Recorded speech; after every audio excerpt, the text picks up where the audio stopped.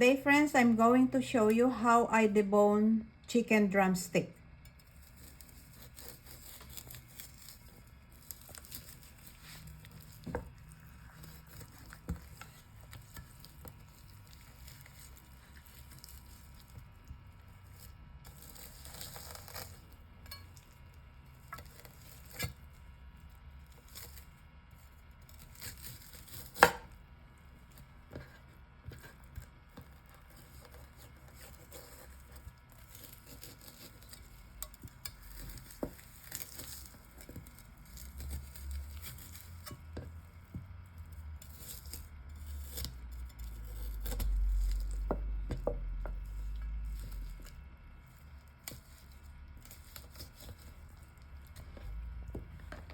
Okay, the meat is now ready for cooking. You can do it too, it's not hard.